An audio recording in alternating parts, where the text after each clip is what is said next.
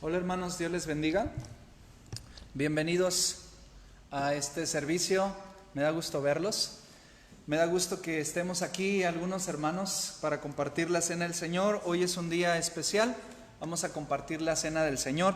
Este texto, hermanos, que ahora que tenemos delante de nosotros, es un texto bastante especial. Es un texto que continúa, no sé si se acuerdan, si alguien ha estado siguiendo los devocionales los sermones. Estamos en Jueces capítulo 6, ya vimos 2 enseñanzas acerca de este pasaje y hoy quiero compartir con ustedes la tercera, hermanos.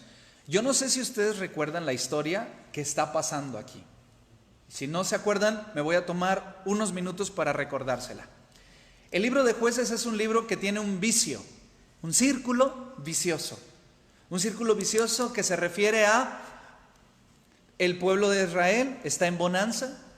Después, ¿alguien se sabe el segundo punto? Estamos en bonanza, estamos todos bien. Pues nos ponemos a pecar. Y cuando nos ponemos a pecar, Dios levanta una nación enemiga para poder hacer justicia delante del pueblo. Cuando la calamidad llega al pueblo, ¿se acuerdan que sigue? El pueblo clama a Dios. ¡Ay, Señor, nos está yendo mal el coronavirus! O algo así, no sé, estaban diciendo. Y entonces sucede que Dios manda a un juez. El juez se levanta y entonces a su ministerio de liberación, y entonces son libres y pasa un tiempo en donde están libres y vuelve a repetirse el círculo. Ahora estamos muy bien, estamos en tranquilidad, entonces ¿qué vamos a hacer? Vamos a pecar y ahí vuelve otra vez el círculo. Jueces es un libro que manifiesta varias veces ese círculo. Ahora, este punto, el capítulo número 6, es el levantamiento del juez que se llama Gedeón. Gedeón es un juez muy especial porque es un juez muy humano, es un juez que representa las debilidades, las discapacidades emocionales, que representa la humanidad en su máxima expresión. Es uno que no cree, es uno que pide señales, es uno que tiene conflictos emocionales. Pero el primer sermón lo tratamos acerca de: necesitas entender, Dios te ve de diferente manera. ¿Y dónde nos basamos? Bueno, Gedeón estaba sacudiendo el trigo, ¿se acuerdan? Estaba sacudiendo el trigo escondido de los madianitas. Pero Dios llega y le dice: varón esforzado y valiente, ve con esta tu fuerza y libera a mi pueblo. Y Gedeón se queja, ¿se acuerda? Ay, sí, si Dios estuviera con nosotros, pues no nos fuera tan mal. Ese es el primer punto. No hagas caso a las circunstancias de la vida. Escucha la palabra. Varón esforzado y valiente, ve con esta tu fuerza y libera a tu pueblo. Puedes liberar a tu familia en ese contexto. Puedes liberar tu economía en ese contexto. Puedes liberar a tu iglesia en ese contexto. Puedes ser utensilio de Dios para liberar. El segundo sermón lo tratamos acerca de la ofrenda. ¿Se acuerdan cómo sigue la historia? Bueno, si es cierto que Dios está con nosotros, entonces espérame tantito aquí. Voy a preparar una ofrenda y regreso. Y dijo el ángel de Jehová: aquí te espero, abajo de un encino, de un encinar. Ahí estaba sentado en el árbol o de pie, no lo sé. Pero entonces Gedeón entra a la casa, prepara, dice de Monterrey. ¿Se acuerda? Un cabrito y el caldo aparte con tortilla de harina. El pan sin levadura lo llevaba ahí. Entonces se acerca y le da. Pero ¿se acuerda lo que aprendimos aquel día? Estaba una piedra ahí y el ángel de Jehová le dice: vacía el contenido de la olla y la carne sobre la piedra. Oye, espérate, es mi ofrenda. ¿Se acuerda que aprendimos una palabra? Libación. La palabra libación es ofrecerle a Dios. Y aquel día aprendimos ofrendar mi tiempo, ofrendar mi vida, ofrendar mi intelecto, ofrendar mis recursos, ofrendar mi vida, ponerlo a disposición de Dios. No se puede en tiempos de crisis. Pero aprendimos de Gedeón. En tiempos de posición, de agresión madianita, él ofrenda a Dios. No tan solo estamos hablando del aspecto económico, estamos hablando del aspecto intelectual, estamos hablando del aspecto emocional. Estamos hablando del aspecto de recursos. Estamos hablando del aspecto de mi familia como una ofrenda a Dios. Estamos hablando de mi hogar como una ofrenda a Dios. Es entregarse, es vaciarse. Y eso lo aprendimos en el segundo sermón. En este sermón estamos viendo ya la puesta en acción. ¿Recuerda lo que dijo Dios? ve con esta tu fuerza y libera a mi pueblo, libera a Israel. ¿Cuál fuerza? ¿Cuál fuerza? La fuerza mía, mis recursos, mi perspectiva de vida, mi perfil, mi cuerpo, con estas mis enfermedades, con estas mis achaques, pero con estas mis suficiencias, con lo que yo soy, ve y hazlo. Ahora, mira lo que dice la palabra de nuestro Señor. Esa misma noche, en caliente ni se siente, dicen allá en mi pueblo. O sea, Gedeón no dijo, bueno, pues sí, estaría bien, déjame reflexionarlo, déjame orar. Muchas veces eso es un escudo cristiano. Hermanos, hay que ir a evangelizar, primero vamos a orar, hermanos. ¿Sí? Hermanos, vamos a dar unas despensas. Hermanos, vamos a abrir una misión. Hermanos, vamos a hacer algo. ¿Y qué dice la iglesia? Vamos a orar, hermanos. Vamos a ver qué dice el Señor. Y aquí estoy aprendiendo algo diferente. Dice, esa misma noche, Dios se le presenta, tienen ese discurso, ese diálogo entre ellos, y esa misma noche, a mí me hubiera gustado, y entonces Gedeón, apartándose a sus aposentos, oró al Señor y se puso en comunión con Él, arregló sus conflictos. Oiga, hermano, perdóneme que le pregunte, ¿cree que Gedeón tenía conflictos emocionales? ¿Cree que Gedeón tenía conflictos relacionales? ¿Cree que Gedeón tenía conflictos económicos? ¿Cree que Gedeón tenía perspectivas erróneas acerca de sí mismo? ¿Se acuerda lo que digo? Uy, si Dios estuviera con nosotros, no estuviéramos así. Pero Dios no le dice, primero arregla todos tus asuntos. Piensa bien, siente bien, come bien, estate bien. Cuando estés en equilibrio, cuando estés en sobriedad, cuando estés en liquidez, cuando estés bien, entonces vienes y me sirves, ¿vale? Así le dijo Dios. Así todo chueco, todo maltrecho, todo traumado, todo conflictuado, esa misma noche. ¿Qué me quiere decir, pastor? El evangelio es terapéutico, pero no es terapéutico en cuanto a lo que escuchas. Es terapéutico en cuanto a lo que obedeces. Gedeón pudo haber escuchado muchos sermones y seguramente hubiera sido bueno, pero Dios le dijo, esta misma noche. A mí me llama mucho la atención, amados, la urgencia de parte de Dios para actuar. Versículo número 25. Aconteció que la misma noche le dijo Jehová, toma el toro del hato de tu padre. Toma el toro del hato de tu padre. Ahora, hay algo bien importante aquí. Mira, toma un toro del hato de tu padre. ¿Cuál? El primero, el más bonito de todos, ¿verdad que no dice así? Dice, el segundo toro de 7 años. Y yo me puse a reflexionar en eso, a ver, ¿por qué el segundo? ¿Por qué no el primero, Dios? ¿Por qué no entregarte lo mejor? Me puse a pensar y oré al Señor y dije, a ver, Señor, no te entiendo. ¿Por qué siempre en el Antiguo Testamento pediste lo mejor? Pero ¿por qué aquí pides el segundo, el de 7 años? ¿Por qué? Ahora, es importante pensar que un toro de 7 años no es un jovenzuelo. No es un jovenzuelo. ¿Alguien sabe más o menos cuánto llega a vivir un toro o una vaca en buenas condiciones? Yo me puse a investigar, hermanos. De 14, de 13, 12 años. De 7 años ya era un toro adulto en edad reproductiva, etcétera. Pero no le pide el primero, el más gordo, el más bonito. Le pide el segundo. Y yo me puse a pensar por qué. Y aquí te quiero enseñar algo. Dios no te va a pedir que te quites el pan de la boca para dárselo a Él. Dios no te va a pedir tu primer toro. ¿Me está entendiendo? Dios no te va a pedir tu primer toro. Él dice, estás en tiempos de crisis, ofrenda, entrégate, ponte a disposición. Pero a mí me llama mucho la atención que le haya pedido el segundo toro. Me llama mucho la atención que Dios no le dijo, dámelos todos los toros. Tampoco le dijo Dios, dame el más gordo. Es muy específico Dios con lo que está pidiendo. Y a mí me llama la atención que Dios también en la vida es muy específico con lo que te está pidiendo. Mira lo que dice la palabra. Toma el toro del hato de tu padre, el segundo toro de 7 años, y derriba el altar de Baal que tu padre tiene. Oye, eso está muy interesante. El papá de Gedeón era el que incentivaba la idolatría en el pueblo. El papá de Gedeón era el que había construido altar al ídolo Baal, el papá de Gedeón.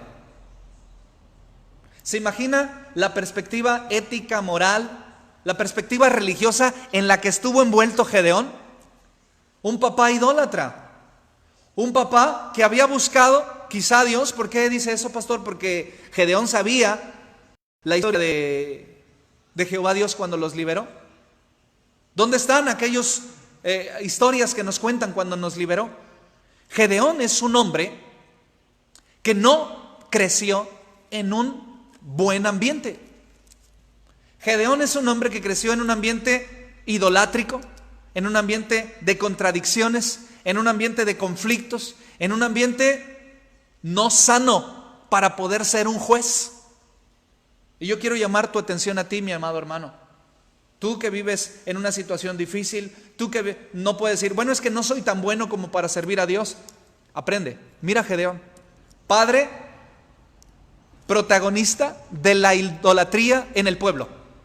Y aún así, Dios le dice, toma el toro de tu padre, el segundo, el de 7 años, y derriba el altar. Yo quiero decirles una cosa, mis hermanos, hay que derribar.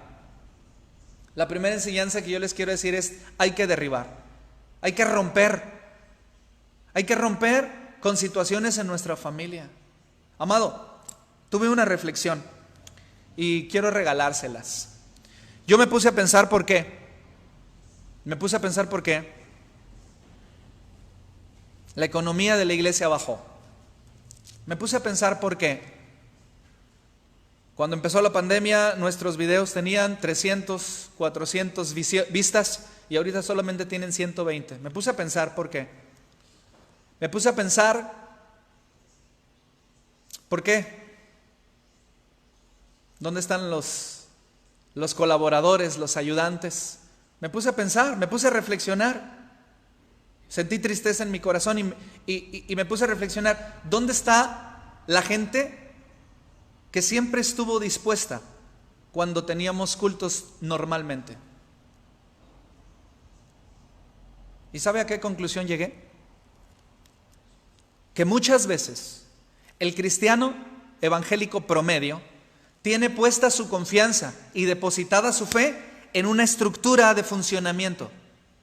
Cuando no hubo culto dominical, el cristianismo, la fe y la esperanza de muchos hermanos vino a menos. Y eso es preocupante. Desde la perspectiva espiritual es preocupante y le voy a decir por qué. ¿En dónde está sostenida la vida espiritual de un cristiano? ¿En la reunión dominical? ¿En la escuela dominical? ¿En el ministerio pastoral? ¿En la dinámica de crecimiento, establecimiento de la iglesia? ¿O en su relación con Dios? No los escucho, hermanos. En su relación con Dios. Ok, ¿podemos no tener culto dominical y tener relación con Dios? Pues no se nota mucho. ¿Podemos no tener escuela bíblica dominical y aún así tener relación con Dios? ¿Podemos no tener dinámica misionera? ¿No podemos tener congresos y aún así tener una relación con Dios? ¿Sí o no? ¿En dónde se sustenta la relación con Dios? ¿En lo que hace el pastor? ¿En lo que hace mamá o papá? ¿En lo que hace abuelo o abuela? ¿En dónde se sustenta tu relación con Dios? En tu comunicación, en tu, no en mí, no en nuestra, en tu fe y tu comunión con Dios. El coronavirus nos generó un conflicto para reunirnos, ¿sí o no? Nos generó un conflicto para Instituto Bíblico Escuela Dominical, ¿sí o no? Nos generó un conflicto para ir a las misiones, ¿sí o no? Diga sí, sí, pastor, nos generó un conflicto. Pero tienes Biblia. Dios sigue sentado en su trono. Y la cristiandad vino abajo. Y a mí me preocupa mucho. De verdad estoy estresado. Porque estoy descubriendo, no tan solo la primera iglesia bautista de León, Guanajuato, a nivel nacional, a nivel mundial, el cristiano promedio sostiene su fe en la dinámica de la iglesia. Y eso es preocupante. ¿Pero qué estoy viendo aquí? Gedeón está basando su obediencia en la revelación que tuvo con Dios, no en lo que hace su papá, no en la estatua de Baal que tiene su papá, no en lo que dice el pueblo. Gedeón está obedeciendo el tumbar ese nicho de idolátrico en la aparición del ángel de Jehová. Y aquí es el punto nodal, hermano. Tienes que derribar. ¿Qué derribo, pastor?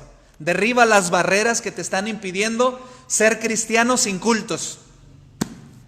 Derriba las barreras que te están impidiendo ser adorador sin canciones congregacionales. Derriba las barreras que te están impidiendo ser un reflexionador, un buscador de Dios sin instituto bíblico. Derriba las barreras. Porque no tienes instituto bíblico, no tienes escuela dominical, no tienes reuniones dominicales. Pero la pregunta es, ¿tienes relación con Dios? Uy, sí, bastante, sí, bastante. Pues estamos padeciendo como iglesia porque el grueso de la iglesia no está militando en la nueva manera de establecer el reino de Dios. Y eso es complicado. Llamo su atención a esto. Derriben, hermanos. Tumben los obstáculos que les impiden ser cristianos, ser hijos de Dios, ser apegados al evangelio, aún sin las facilidades que tuvimos. Algún día, en este sagrado templo y púlpito, yo un día les prediqué un sermón acerca de Enoc. Yo no sé si ustedes se acuerdan. Y le dije, Enoc, sin iglesia, sin Biblia, sin bancas, sin nada, tuvo una relación con Dios. ¿Se acuerda? Yo no sé si usted se acuerda. Y si no se acuerda, vaya al libro de Génesis y vea la historia de Enoc. Enoc tuvo una relación con Dios de tal manera que Dios se lo llevó. Él no conoció la muerte y no tenía pastor que lo anduviera arriando. ¿O sí tenía pastor? No tenía despensas para entregar, ni para llevarlas. No tenía despensas, ¿sí o no? No tenía estructura denominacional, ¿o sí la tenía? ¿Pero tenía una relación con Dios? Sí, aprenda de Enoc y aprenda de Gedeón. A pesar de que todo está patas para arriba dentro de su entorno, él obedece. Y yo le voy a preguntar una cosa. ¿Por qué obedeció Gedeón? Mire la palabra. Dice, toma un toro del hato de tu padre, el segundo toro de 7 años, y derriba el altar de Baal que tu padre tiene, y corta también la imagen de acera que está junto a él. Esa es la orden, ¿sí o no? Esa es la orden. Ahora, él puede tomar la decisión de obedecer o desobedecer. ¿Están de acuerdo?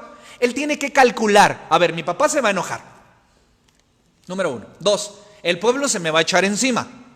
Número 3, ¿quién me acompaña? Porque no es cualquier cosa tirar una estatua ahí de 5 o 6 metros. ¿Quién me va a acompañar? A ver, ¿cuándo lo voy a hacer? ¿En qué horario lo voy a hacer? Mientras lo esté haciendo se me va a venir la gente encima. Hay muchas cosas que calcular, ¿sí o no? Pero Gedeón se pone a calcular. Mira lo que dice la palabra en el versículo número 26. Y edifica un altar a Jehová tu Dios en la cumbre de este peñasco, en lugar conveniente. Y tomando el segundo toro, sacrifícalo en holocausto con la madera de la imagen de acera que habrás cortado. Es decir, tienes chamba. Mire, derriba y levanta. Ese es el trabajo, hermanos. Otra vez, va. Derriba y levanta. A ver, pastor, ¿qué derribo? Todo lo que te impide concentrarte en Dios. Derriba todo lo que te obstaculiza a ti y a los tuyos de ser cristianos en un tiempo donde necesitamos ofrecer más.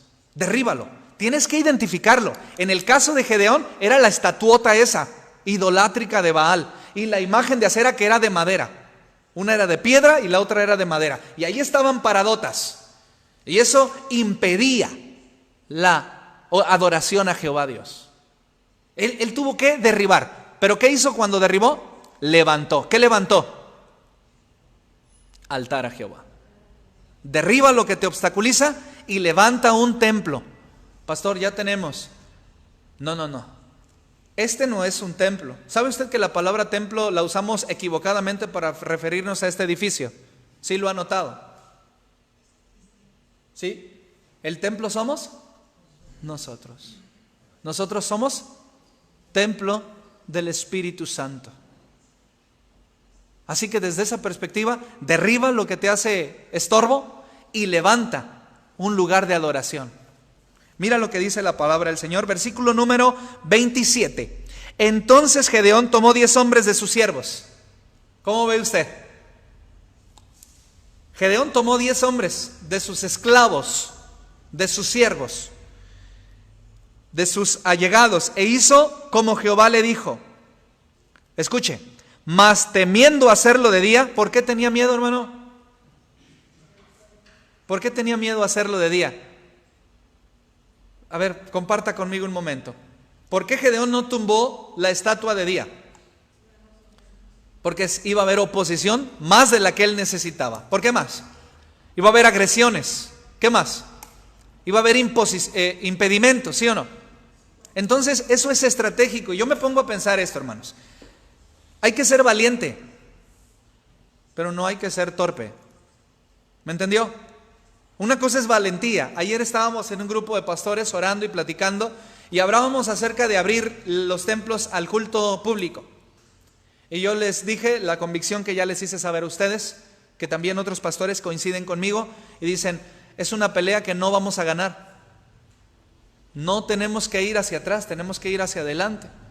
¿Y sabe qué? Es un pesar entre todos los pastores la incapacidad del congregante promedio de seguir a Dios sin cultos. Y eso es algo que nos tiene preocupados. Que el cristianismo gira en torno de la reunión dominical. Y ya me lo habían dicho por ahí algunos hermanos. Hermanos, los hermanos vienen a la iglesia, pero fuera de la iglesia tienen conflictos para poder relacionarse con Dios de una manera espiritual. Y era un momento de estar trabajando. Yo le pedí al Señor que me diera permiso unos 2 años todavía a trabajar como iglesia para que se viniera el coronavirus. Le dije, 2 años, Señor, a lo mejor en 2 años ya agarramos un poquito más la onda y estamos trabajando mejor. Y dijo Dios, no, el que se quedó, y es triste, ¿verdad? Y el que se levantó, se levantó. Esa misma noche, Gedeón fue con 10 hombres e hizo lo que Dios le pidió. Versículo número 27. Entonces Gedeón tomó 10 hombres de sus siervos e hizo como Jehová le dijo, mas temiendo hacerlo de día por la familia de su padre y por los hombres de la ciudad, lo hizo de noche. O sea que la siguiente noche, ¿están conmigo? O sea, el jueves en la noche le dice, por un decir, pasa todo el día y en la noche va y la tumba. Miren lo que dice la palabra. Por la mañana, cuando los hombres de la ciudad se levantaron, he aquí el altar de Baal estaba ¿cómo? Derribado y cortada la imagen de acera que está junto a él. Y el segundo toro había sido sacrificado en holocausto sobre el altar del sacrificio. Allí mismo derribó la idolatría, derribó el estorbo, derribó el monigote que les conflictuaba la existencia y edificó altar a Jehová. Y se dijeron unos a otros, ¿quién ha hecho esto? Y empieza el conflicto. Y buscando e inquiriendo, o sea, investigando, les dijeron, Gedeón, hijo de Joás, lo ha hecho. Entonces los hombres de la ciudad le dijeron a Joás, hey, saca a tu hijo para que muera, porque ha derribado el altar de Baal y ha cortado la imagen de acera que estaba junto a él. La acusación es cierta, la acusación es grave, y entonces esto es un conflicto. Amados hermanos, cuando usted se anime a derribar, va a haber problemas. Cuando usted se anime a derribar, va a haber inconformidades. Cuando usted se anime a derribar, a obedecer a Dios, va a haber oposición. ¿Está listo para eso? Amado, ¿está listo para eso? Los hermanos que me están viendo, digo, discúlpenme que no estoy viendo a la cámara como regularmente lo hago, pero como tengo hermanos aquí, yo estoy predicando para ellos, para ustedes también. pero mi atención luego se centra más en los ojos de los que puedo ver. Pero también a ustedes les comparto, hermanos, ¿está usted listo? ¿Está usted dispuesto a derribar? Sí, pastor, derribemos, pero va a haber consecuencias, va a haber incómodo, va a haber situaciones difíciles. No les va a gustar a los niños, no les va a gustar a su papá, a su mamá, a sus hermanos cuando usted haga cosas por Jehová Dios determinantemente, decididamente. ¿Está dispuesto a enfrentar? Si no, mire lo que dice: saca a tu hijo para que muera. O sea, lo vamos a matar porque tumbó lo que nos gustaba y nos separaba de Dios. Escuche, saca a tu hijo para matarlo, lo vamos a violentar, lo vamos a latiguear, lo vamos a hacer, dicen por allí, Santo Cristo. ¿Por qué? Porque nos quitó lo que nos gustaba, lo que nos acomodaba, nos quitó lo que, además de acomodarnos, nos hacía felices separándonos de Dios. Sácalo para que lo matemos. Y luego Joás, como todo buen padre, ¿verdad? Mira lo que dice: y Joás respondió a todos los que estaban junto a él: ¿contenderéis vosotros por Baal? Es decir, ¿ustedes van a pelear por Baal? ¿Defenderán su causa? Escuche, cualquiera que contienda por él, que muera esta mañana. O sea, ya traía el machete en la mano. ¿Ustedes van a pelear por Baal? ¿Ustedes van a contender por él? Y yo me imagino que se armó, se puso de frente, se puso muy bravo aquel y dijo que muera. Pero fíjese lo que añade: si es Dios, que contienda por sí mismo contra el que derribó su altar, que se defienda solo. ¿Cómo ve usted esa lógica, hermanos? Escúcheme, ¿cómo ve usted esa lógica? Bueno, si es Dios, que se defienda solo. ¿No? Oiga, pero mire esta lógica, ¿de parte de quién viene? ¿De quién viene? De Joás. ¿Papá de quién? ¿De quién? De Gedeón. ¿Y de quién era la imagen? ¿Quién la había puesto ahí? Él mismo. O sea, le voy a preguntar, ¿estaba convencido de que Baal era Dios? ¿O se estaba convenciendo? Esto está bien interesante. A veces las personas se cuelgan cosas, perdón por el comentario, o cuelgan cosas, o hacen cosas, pero muy dentro de su corazón dicen: ¿será? Muy dentro de su corazón, ¿será? Pues sí o por no, chicle y pega. Tú cuélgalo, tú ponle, tú hazle, tú dile. Así lo hacía mamá, así lo hacía papá. Total, si nos equivocamos le echamos la culpa a ellos. Esto es lo que me dejó mi Santísima Madre, esto es lo que me dejó mi abuelo, vamos a darle por ahí. ¿Para qué le piensas? Ya estás acomodado, ya estás bien, vives tu vida, Dios no se mete contigo, tú no te metes con Él, tú haces como que lo alabas y Él hace como que te rige y ahí nos vamos. ¿Entiende lo que estoy diciendo o no me entiende lo que estoy diciendo? O sea, tú cuélgatelo, tú póntelo, tú viste al niño, tú llévalo. Así lo hacen todos, vamos a hacerlo. Fíjese las palabras de Joás. Escuche las palabras de Joás. ¿Van a pelear ustedes por Baal? ¿Ustedes van a defender su causa? Si es Dios, que contienda por sí mismo. Es decir, que se defienda solo.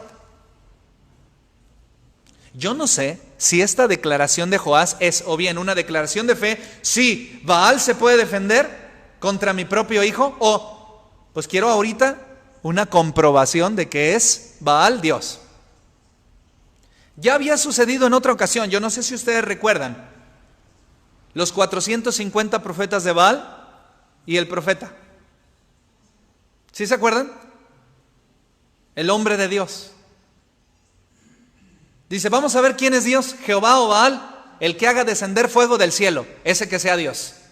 Aquí es exactamente lo mismo que está pasando. Joás dice: pues que se defienda solo. Ahora le voy a preguntar una cosa: ¿a qué le tiene miedo, hermano? ¿A qué le tiene miedo de ser un cristiano de excelencia?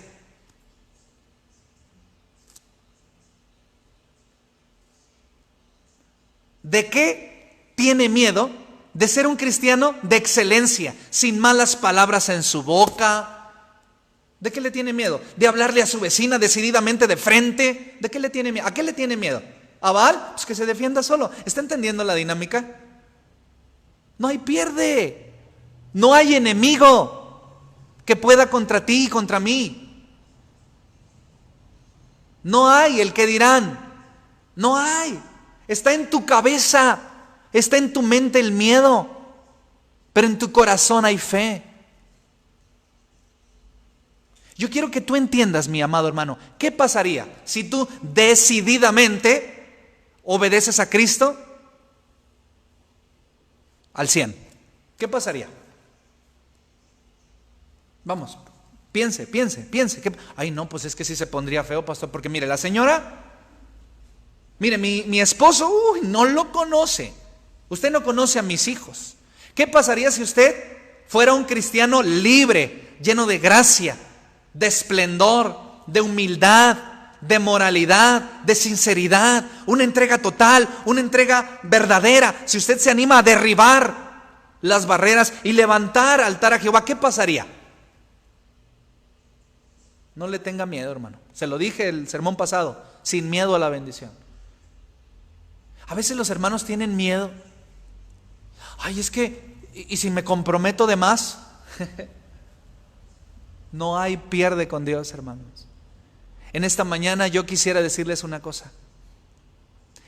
El único conflicto que usted realmente debe enfrentar es su miedo a la entrega. Es el único conflicto. Ay, pero es que me van a decir que soy muy religiosa o religioso. ¿Y qué? ¿Si es Dios que se defienda solo? Es que me van a decir que, ¿qué le van a decir? ¿Qué va a suceder? Quiero poner el punto sobre las sillas, hermanos. Si hay alguien que me está escuchando este sermón y que su cristianismo estaba basado en la reunión dominical o en la dinámica eclesiástica de la iglesia, pujante como la teníamos, y ahora que no la tenemos, su cristianismo se ha ido abajo, yo sí le voy a hacer una pregunta. ¿A qué le tiene miedo? ¿Por qué no se decide a santificar su vida delante de Jehová, Dios de los ejércitos? Cuando usted haga una respuesta para esa pregunta, usted tendrá su mayor obstáculo. O usted allí en esa respuesta, usted tendrá su Baal, su acera. ¿Y sabes qué hizo Gedeón? Tumbó y con la misma madera quemó. ¿Sabes para qué sirven los obstáculos? ¿Sabes para qué sirven los obstáculos? Para impulsarse sobre de ellos e ir adelante. Es lo que hizo Gedeón. Las piedras de Baal las usó para poner el altar. Y la madera de acera la usó para quemar el toro para sacrificio a Dios. ¿De dónde sacó la piedra? ¿De dónde sacó la madera? De sus temores, de sus conflictos. Escúcheme, recicle su miedo y úselo para la fe. Eso es lo que está haciendo Gedeón. Tomó los materiales que constituían sus miedos y los hizo materiales para ofrendar a Dios. Al final dice Joás, versículo 31, y Joás respondió: todos los que estaban junto a él, ¿contenderéis vosotros por Baal? ¿Defenderéis su causa? Cualquiera que contienda contra él que muera esta mañana. Y si es de un Dios, contienda por sí mismo contra quien derrumbó o derribó su altar. Versículo 32. Aquel día Gedeón fue llamado ¿cómo? Jerubaal. Jerobaal. ¿Qué significa Jerobaal? Esto es, contienda Baal contra él por cuanto derribó su altar. Enemigo del obstáculo. Enemigo de la idolatría. Enemigo de Baal. ¿Cómo se llama, hermano? No, Pancho. Ay, aquí está un nombre. Yo me llamo Pancho. Yo me llamo Anacleta. Yo me llamo Pánfila. Yo me llamo como usted se llame. Pero yo le voy a decir una cosa. Llámese enemigo del mal. Ay, no, pastor, me queda grande ese nombre porque a veces milito contra el mal, con el mal. No, ya no más. ¿A qué le tiene miedo? La gente ya no le hizo nada, lo veía pasar por el mercado. Usted va a leer después. Lo veía pasar y mira, ahí va Jerubaal. O sea, yo no le voy a hacer nada, pero Baal va a acabar con él. ¿Cuál va a acabar con él? No le hizo nada porque no existe. ¿Me entiende? ¿A qué le tiene miedo? Por eso dice la palabra, no le teman a aquellos que pueden matar el cuerpo. Temanle a Dios. Temor reverente. Amado, quiero concluir en esta mañana con esta idea. Si hay algo que le ha estado deteniendo para dedicarse decididamente a la santidad de Dios, en la fe de nuestro Señor Jesucristo, hoy en esta pandemia se ha hecho más evidente. Se los dije en alguna ocasión y se los quiero volver a repetir. No usemos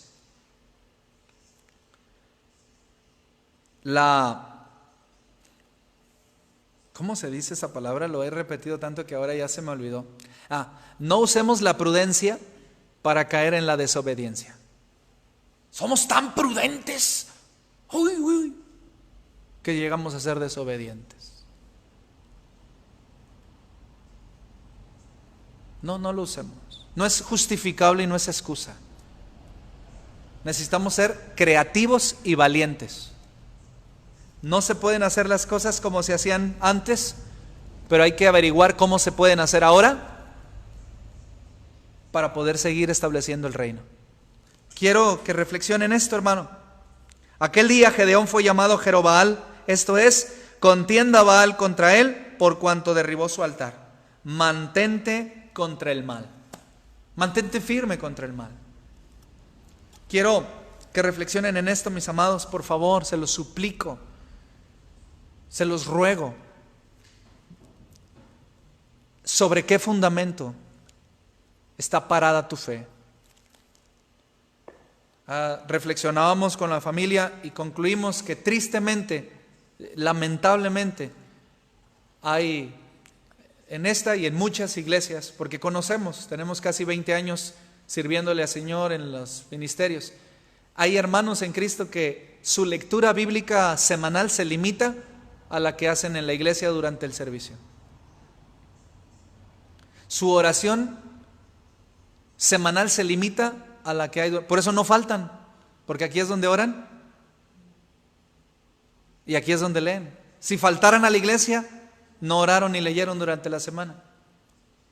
Y eso es triste y lamentable. Nadie te está impidiendo orar en tu casa, nadie te está impidiendo reflexionar y nadie te está impidiendo entregarte. Nadie. ¿O hay impedimento, hermanos, por parte del gobierno? Ya salió un decreto del presidente que diga no oren. O salió un decreto que diga no lean la Biblia. ¿Hay un decreto así? No adoren, no den testimonio. ¿Hay un decreto así, hermanos? Bueno, hasta que no salga usted lo puede hacer. Y podemos seguir adelante. Derribando obstáculos. Levantando un altar a Dios. Y manteniéndose contra el mal. Apréndalo de memoria. ¿Lo puede repetir conmigo? Derribando los obstáculos. Levantando un altar, una adoración. Y manteniéndose contra el mal. Que le llamen Marisela. ¿Cómo sería, hermano? Jerubbaal.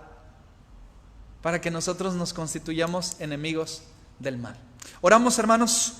Padre, en el nombre de Jesús, queremos pedirte que tú bendigas este tiempo de reflexión y que tu palabra sea con nosotros. Gracias por tu paz, gracias por tu amor, gracias por tu bendita palabra. Ayúdanos a derribar, a levantar altar a ti y a mantenernos firmes contra el mal. En el nombre de Jesús, amén.